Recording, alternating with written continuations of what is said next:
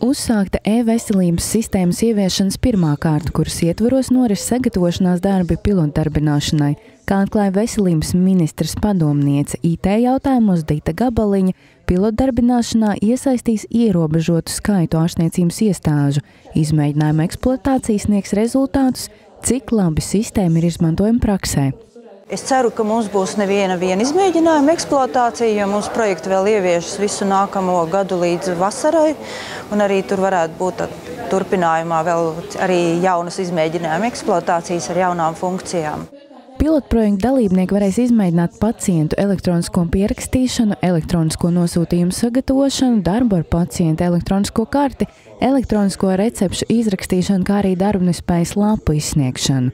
Viens no nosacītiem jaunievedumiem, ko būtu nepieciešams integrēt e-veselības sistēmā, ir cilvēka identitātes pierādījums, izmantojot pirkstu nospiedumu, atklāja uzņēmuma DPA programmatūras virziena vadītāja.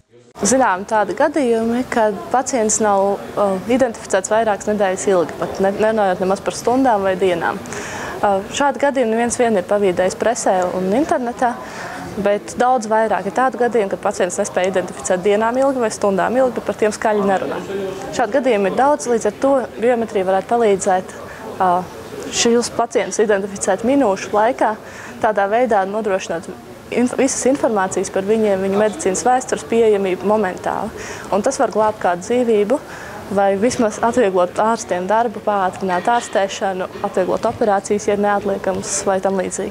Konferencē Veselības aprūpes aktualitātes 2013 lektori iepazīstināja ne tikai ar e-veselības projekta attīstības gaitu, mērķiem un izaicinājumiem, bet arī pārunāja jautājumus, kas saistīti ar e-pārvaldi medicīnas iestādēs, kā stāsta Riks Technologies izpilddirektora pārdošanas un mārketinga jautājumos Vita Viese, jau kopš šī gada 1. jūnija ar vienotu dokumentu aprits risinājumu namejs strādā 179 Rīgas Austrumu Kliniskās universitātes slimnīcas struktūra vienības, kas drīzumā varēs savstarpēji apmainīties ar citām iestādēm, izmantojot dokumentu integrācijas vidi. Šobrīd ir izveidota dokumentu integrācijas vide, kas strādā pilotu projektu režīmā, kur vienas organizācijas dokumentu vadības sistēma varēs nosūtīt informāciju citas dokumentu vadības sistēmai un saņemt tieši un nepastarpināti. Tādā veidā aiztaupot gan uz pastu, gan nodrošinot to, ka šī informācijas apmaiņa ir droša un kontrolējama. Konferencē uzņēmuma Bluebridge Technologies valdes priekšsēdētājs Andrejs Strots pievērsās tēmai veselības aprūpes digitālo risinājumu nozīmi un daudzveidību Latvijas un ārvalstu pieredze. Strots atklāja, ka Latvijā salīdzinot piemēram ar ASV daudz digitālie risinājumi ir ļoti moderni. Mums Latvijas apstākļos ir bijusi iespēja būvēt daudzas lietas no nulles, zaļā laukā.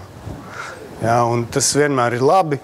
Jo faktiski ir zināms tas tehnoloģija attīstības likums, jo vēlāk tu tur ielec tajā vilcienā, jo labāk tev ir. Bet viņiem tā industrija tiek automatizēta jau kopš 70. 80. gadiem, līdz ar to tehnoloģijas ir lielā mērā būvēti ar to laiku investīcijām un uz tā laika tehnoloģijas pamata. Konferenci Veselības aprūpes aktualitātes 2013 organizēja Nacionālā ziņu aģentūra Leta kopā ar ikmēneša žurnālu ārstiem un farmaceitiem Doktus.